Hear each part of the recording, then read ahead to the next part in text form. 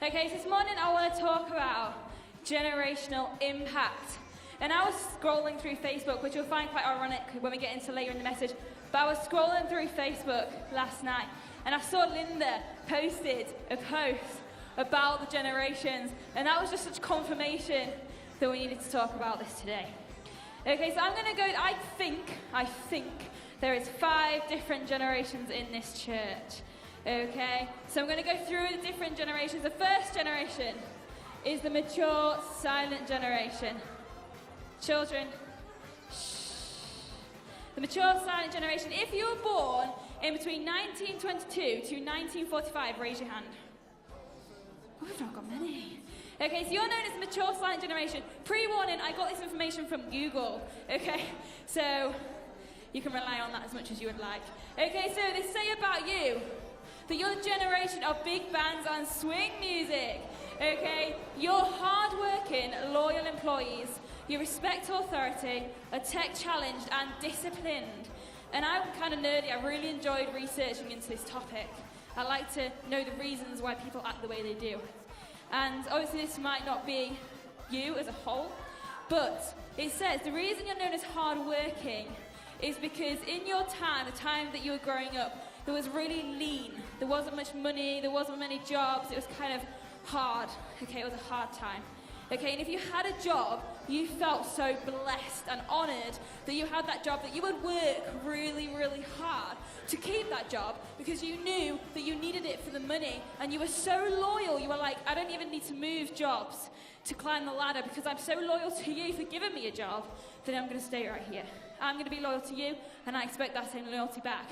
Who thinks that's pretty amazing? I want my generation to be like that. Like something that the old generation can really impart into the younger generation. Okay, the second generation, you're called the baby boomers. Okay, so if you were born in 1946 to 1964, raise your hand. You lovely baby boomers. Okay, so Google says about you that you had more young adults pursue a higher education and they moved away to do this. You took longer to grow up, apparently. You value individual choice, value community involvement, you're adaptive, you have a positive attitude, and you avoid conflict. Okay, and I kind of wondered why it took you so long to grow up. Not that you all did. Okay, but it says that you so long to grow up. It's actually because around this time, I'm going to say shopping malls, but what do we call them here? They're not shopping centres. Okay, because shopping centres and amusement parks and things were starting to be built, which made you want to stay younger for a longer period of time. Might not be true, I don't know. Google says so. Okay, the next generation is Generation X. Okay, this is if you're born in 1965 to 1980. Raise your hand. Okay, that's not you, Johnny. You're a younger generation. Okay, so you grew up quicker than the baby boomers because they took so long growing up. You grew up in a generation of emerging technology. You had an understanding that parents are just humans, well done, and that you were friends with them because of that. You treated them like friends. You're adaptable, you get high quality results, you're balanced between work and home life, you're technically competent, desire a chance to learn, and you're into labels and brand names. Would you say any of that was true? Yeah, some of it's true. Okay, that is you. Next is the best generation. Okay, this is my generation. Okay, so this is Generation Y. It's not really the best generation. Okay, just so you know. Generation Y. So if you were born in 1981 to 1996, raise your hand. Woo! We're the best generation, don't you agree? Okay, so apparently we respect authority. We schedule everything. However, I do think there are some people who did not get that memo. Okay, you feel enormous academic pressure. That is so true. And you prefer things digital, as we've grown up in a digital environment. We get most of our information and socialisation from the internet. Sad, but true. We prefer to work in teams that tend to have strong views. So true. We see things as 24/7 and we want it fast and immediately. So true. And we don't live to work. We don't live to work. We prefer a more relaxed work environment. Okay.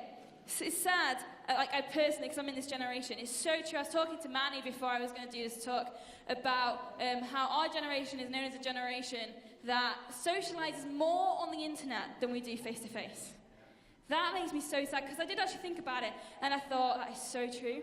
The time I spend scrolling on Facebook compared to the time I spend having a coffee with another human being is sad. The dodgy balance of that is just not right. I want to change that. You older generations can teach me that. Okay, and apparently we have really strong views because at this time we have the internet at our fingertips. Okay, so we can look for anything we want. We can Google anything we want. This is proof of that. Okay, we can Google anything we want. We can get a rounded view of everyone's views, what everyone thinks, and we can come up with our own view, which makes us more confident in our view. So we're really strongly opinionated. Okay, and the last generation, this is this beautiful generation here. They're the Generation Z. They're called the boomlets. Okay, and apparently most of them have mobiles, maybe not a really young age, because they've never known a world without technology. That's amazing. They leave behind toys at a younger age because of computers. They know what they want, how to get it, and they are oversaturated with brands. They're self-aware, highly educated, want to make a difference in the world, and are really diverse. I think a lot of that is actually really true. So this morning I wanted to talk about integrating the generations and talk about the fact that every generation is as important as the next generation. However, sometimes generations have conflict. And I kind of was thinking through some of the things that maybe a teenager and a parent might have conflict through different things and why they would have that conflict. And to be honest, a lot of it is just through misunderstandings. It's not understanding why someone is acting the way they're acting because they've been through a different time in life. So for an example, when I was younger, my phone charger died. It cut out on me, it would not work. Okay, my phone was dead. And I was panicking because I had to go to school the next day and I wouldn't have my phone to contact my parents. So my dad is kind of just looking at me like, get over yourself. Like, is that the worst thing? And his thing was, well, back in my day, we did not have those phones. We just had to go to school and we had to deal with that and we had to get on with it, and that is not the worst thing that we have ever been through. Why is that so important to you? And I would get really offended and be like, but that is what makes me sad. And I was thinking through this, and I was like, okay, so I was really offended because I felt misunderstood. I felt like they didn't understand me and the way that I worked, and you didn't understand my life. But actually, from the older generation's point of view, let's just think about it a moment. It really was ridiculous. Even I look back and go, that was really ridiculous. Like, why did I respond in the way I did? But to them, they're like, okay. Some of them might be like, okay, I grew up in the ending of the war where things were really hard, and I couldn't communicate through different ways that you communicate, and your worst issue is a phone charger. Like, that would frustrate you. That would rile you up. That would rile me up now. If a child came to me and was crying because their iPad wouldn't work, I was just like, no. Okay, so I just feel like there's a lot of conflict in generations just through us not realizing that different generations went through different things. So they work in a different way. But I want to talk about how the younger generation can affect and can bring something to the older generation. Okay, so the younger generation have so much to give. I will not be able to tell you how much I learn from teaching these children. From being in a Friday night kids club with these children, I learn so much. There's so much that they can teach you. And it says in Matthew 18, 2 to 4, should come up on the screen. He called a little child to him and placed the child among them. And he said, this is Jesus, truly I tell you, unless you change and become like little children, you will never enter the kingdom of heaven. Therefore, whoever takes the lowly position of this child is the greatest in the kingdom of heaven. Okay, that doesn't mean, Jesus isn't saying you have to be immature like a child to get into heaven. That is not what he's saying. Actually, what he's saying is children have a vulnerability. They have a need to rely on their parents. They need their parents. Okay, you're not going to expect a baby to be born and do everything on its own. You expect that you need that baby to be nurtured, it needs to be taught, it needs to be changed, it needs to be transformed. Okay, and this is what God wants us to come to him like. In a way of, God, I need you. I cannot do this without you. I need you. I'm vulnerable. I want to lay everything down. I want to be vulnerable with you. I want to give you everything before you. Take my life and use it the way you want to use it. It's how he wants us to come, and we can learn that from children. Because there is no better way for us to understand a child than to spend time with a child. I know that we can say, actually, I was a child once. But when we go through life's things, life's difficulties, when we go through, when you get older, you have to pay bills, you have to look after children, you have to make sure your parents are okay, you need to make sure that you've got a mortgage and you're buying a house and you're doing this and you're doing that, and you've got so many responsibilities that you have to think about. So I'm starting to get that. Okay, you have so many things that you have to think about that sometimes we lose that childlike mind of vulnerability. We come into this place of, okay, I need to provide for myself and for my family, and I need to do this because it needs to be done, and yes, it does need to be done. When it comes down to God, we need to chuck away that attitude of I can do it, and we need to come with a vulnerable heart and go, God, I can't do it without you. You're the one. You're the one that can do this. You're the one that can do this through me. God, I want you to use me, and there's nothing better to learn that than spend time with a child who needs you to hug them, who needs you to love them, who needs you to cherish them. They need that. Okay. Okay, now I'm going to go on to how the older generation can impact, the younger generation. Because the older generation have so much wisdom and so much life experience that they can pour into us younger generations. So much wisdom, so much. Okay, and in Proverbs 22:6 it says, start children off on the way they should go, and even when they are old, they will not turn from it. That's amazing. But as adults, as grown-ups, it is our job to start these children off in the way that they should go. As a church, it is our job to do that. Because actually, there are some children sat here right now, whose parents will not do that for them. Whose parents is not going to tell them the truth about who God is, so they're not going to be on the path that is the right path. That's our job as the church, as the family. We need to go out and we need to do that. I was listening to a preach. Has anyone heard of Chris Valentin? And he's from Bethel. And he was saying something, I cannot quote it because I cannot remember it that well, but I'm going to put it in my own words. And it was something like, tell your children the truth before the world tells them a lie. And I just thought, oh, wow. Because, the first thing that the children hears about a topic is the thing that they believe, because it's the only thing they know.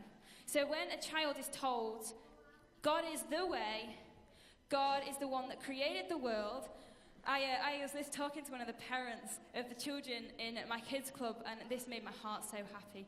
And one of the parents was saying about how this child's teacher, this is in primary school, teacher came to her to talk to her about how their child is always coming against what they're teaching in the lesson. And I thought, oh, okay, what are they teaching in the lesson? Well, they were teaching, I think it was either the Big Bang or evolution theory. I think it was the Big Bang. And this boy, she was going, oh, yeah, that people believe that the world was created by the Big Bang, and he put his hand up and said, no, you're wrong. God created the world. And he stood there and said, no, you're wrong. God created the world. That is you can tell that a parent has planted those seeds in the way that child should go. Because he's standing and witnessing to a whole classroom of children and a teacher and saying, no, my God created the world. Who knows that... Who knows that when you hear the truth, there is no shaking the truth. When you hear the truth of who God is, it transforms. There's nothing that can stop that. You can decide that actually I'm not going to believe that truth, but you still know it's the truth because something inside of you is niggling. It's like, when people decide that they don't want to hear about Jesus and they don't want to believe it and they actually go against it, they become really, really dark and really, really sad. And it's actually because they are going against the truth. And when you go against the truth, you're doing everything in your power to stop that thing that is niggling on you because it's the truth. You're trying to stop that thing from niggling at you by going down the wrong path. And it makes you go further and further and further because you're trying to turn away from the truth. The truth of who God is always niggling you. Once you've heard it, you've heard it. There's no turning back. God is the truth. He is the truth. Yeah. I know I'm a kids worker, so I know that I probably have a massive, massive, massive passion for children. But there are so many children out there in that world they don't get to hear about the truth. And less than that, they don't get to hear about the truth, but they don't even get to hear about how they are beautiful, how they are loved, how they are cherished, how they are chosen. And you know, that really, really gets to me. Really gets to me. The children get put on the streets. They're expected to play on the streets. No communication with parents. You play on the streets until you come in for dinner, and then you can go to bed. And you're lucky if you get dinner. That is some of the children that I have to work with. And I don't know about you, but that breaks my heart, and I know that breaks God's heart. And today, we are the family. We are a family. We are mothers, we are fathers, we are grandparents, we are sisters, we're brothers, okay? And we are called to go and reach out to those children. And I'm not just talking about children, I'm talking about youth. I'm talking about any person that is lost. We are called to go out and to go, you're chosen, you're beautiful, you're loved. Children need, there's something about, I don't know, I'm a really huggy person, personally myself, some of you might not be, but there's something about when someone just holds you and hugs you. There is such a beauty in that. There's something, I don't know what it is, but there's something about it that just makes you feel safe. It makes you feel comforted. It makes you feel special. There's something in my kids club that I love to do, and it is to hug those children, to tell them how beautiful they are, to tell them how cherished they are. Church, let's do that for them. Let's do that. Just because you're not part of the kids team does not mean that you don't affect their lives. It doesn't mean that. Because yes, we might have a bigger influence in the sense of we might teach them about God is a story in kids club. But when they're sat here right now, they're sat here, they pick up things. If there's a squabble going on in the room, if there's two people who are having a little issue and they pick that up, they're not stupid, they are so bright. Children pick up things that you'll never believe, okay? And then they go and they're like, what's going on? They're innocent. They're like, why is that happening? What's happening? They pick up things. They pick up, if you want to smother them with love, if you're a bit standoffish and you're a bit like, nah, you're not my cup of tea, you're a bit too crying, or you're a bit too young, okay? I understand that there are some people who are cut out and want to work with children. There's some people who are just a bit like, put me with youth or put me with adults, you know, and I totally get that because I used to be like that with youth. Okay, I used to be a bit like, put me with kids, put me with adults, but put me in a room of youth. No. However, that did change when I came here. But we are called to change these children's lives. When you see a child walking past you, make sure you notice them. Make sure that they know you notice that they are part of this church, because they are a massive part of this church. They're the next generation. The next kids pastor, the next pastor could be sat there right now. We need to put everything we have, everything you've got, all the wisdom you've got into those children. I want to see those children see things and go further than I could ever go. Because I'm going to put everything that I have inside of me, everything that God's put in me, all the wisdom, everything that I've learned from all the generations, everything that I've learned from my way of thinking, everything that I've learned that's good, everything that I've learned that's bad, and I'm going to put it into them so that they can thrive off that, learn that while they're young, and they can go even further. And then their children can go further, and their children can go further, and we're just going to see the church thrive, because we're going to see God doing more things and more things and more things and greater things in the life of those children. Okay. So, you are the generations of this church. You make up this church. Every generation, everything that you bring to the table, everything that you've been through, everything, even as individual people, you bring something to this church. There's no one in this room that doesn't bring anything. You bring something to this church. God has called you to a reason. There's a reason you're sat here right now. And I'm going to do something. So I have asked 5 people, 5 volunteers from each generation. So AD, Manny, Chris, Linda, Success. Where's Success? Yeah, do you want to come forward, guys? So we're going to have a bit of prayer time. Ayo, do you want to come and play a little bit?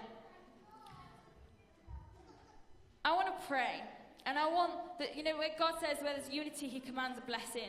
And I want there to be unity in each generation in this church. I want to see the elders of the church sitting with the teenagers and going, I've learned all this. I've been through all this. I'm going to impart everything that I've learned. So I have, can we go in order?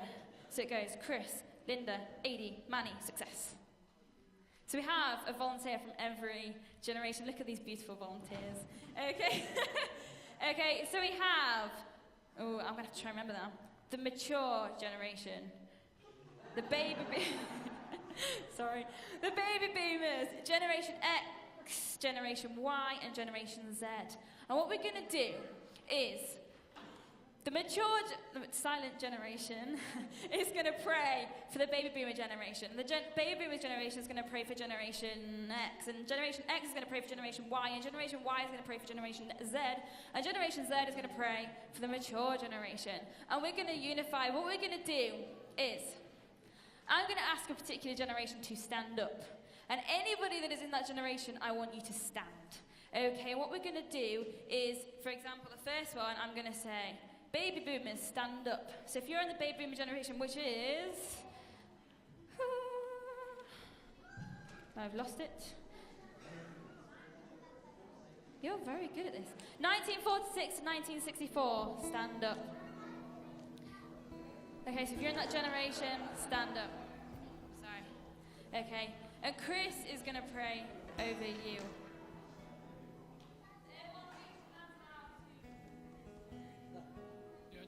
Just extend your hand towards this generation. Father, I pray and I just praise you and thank you for this wonderful generation of people. This generation that is full of faith, full of wisdom, full of love and compassion. And I ask you, Lord, to renew that in them. Renew them with their faith. Renew them with their love, their compassion. Renew them with their wisdom. Give them more wisdom all the time. More and more wisdom. Fill them with grace and mercy. Fill them, from the top of their head to the soles of their feet, with grace and mercy. Make them ambassadors for you. These are the leaders. These are the leaders of this church, Lord. These are the ones that we all look up to. I just ask you to fill them with that ambassadorial spirit. They will carry your presence wherever they go. Give them the gifts of healing and health and well-being. Lord, I speak over them eternal kingdom hearts, eternal wealth, health and well-being. Your word says, Lord, that we should live on earth as it is in heaven. And I speak over this generation that eternal health, that heavenly health that will last them right through all their days. Give them a burden for the lost, Lord. Give them a willingness to raise up the next generations. Fill them with your love and your mercy, Lord, and help them to just help others with their life experience. That's called wisdom. But Lord, help them to do this. And I pray your blessing over each and every single one of them, Lord, in Jesus' precious name. Amen. Okay. Thank you. Okay, now we're going to pray for Generation X, which is if you're in 1965 to 1980, do you want to stand up? Look at you, beautiful lot. Okay, so Linda is going to pray for you. Father, as I look out at these beautiful people who are standing here, I realize that they're the ones who are raising this next generation. And I pray, Father God, that you just impart wisdom to them so they can raise their children and their families into you, that they will impart the wisdom that they get from you into this generation so that this generation will be the next leaders. And I ask you to send them friends. I ask you to send them friends who can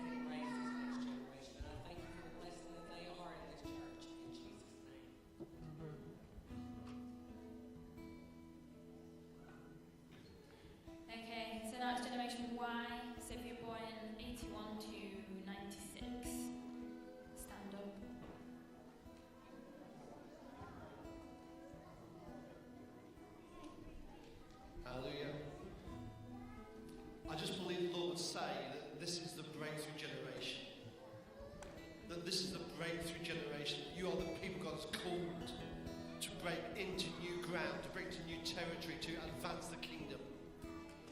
I see in this generation a strength. I see in this generation a passion. I see in this generation a wisdom. What it lacks is sharpness. What it lacks is sharpness. It's like a dull axe. It's like a blunt sword. And God says, I'm going to put around you older generations who will begin to sharpen you and smooth off the rough edges and bring you to a point of effectiveness that you haven't got in your own generation. Because God says you are the breakthrough generation. You're the generation that's going to see the kingdom of God push through into new areas because you have energy and wisdom and strength and passion. But God says, allow me to use men and women around you to shape you, to mold you, to enhance your strength, to give you a cutting edge, to make an advance into the powers of darkness and see the glory of Jesus break through your generation. Father, right now, I bless these men and women that stand before us, God. Father, thank you for the passion and the love and the energy and the drive they have. But God, cut into their lives today, we pray. Begin to shape them and mold them to be the men and women that you've called to be. In this generation, they will rise to see darkness push back and your kingdom advance across this land.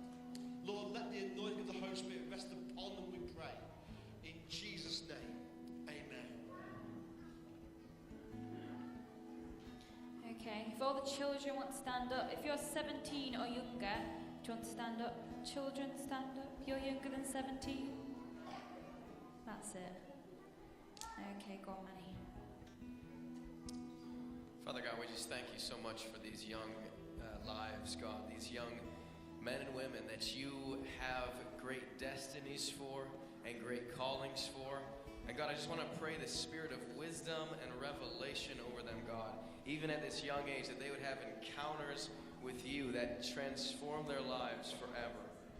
God, I pray revelation over their hearts and minds, God, even as they sleep, that they would have dreams and visions, God, that awaken their heart to know God and to know Jesus as the only way, the only truth, and the only life, God. We thank you that you have great things planned for these young people, God, and I thank you that your word says, let no one look down on you when you're young. Lord, I pray that over these young people, Lord, that they would not be insecure, Lord, because of family circumstances or social status, God. I pray against fear and insecurity.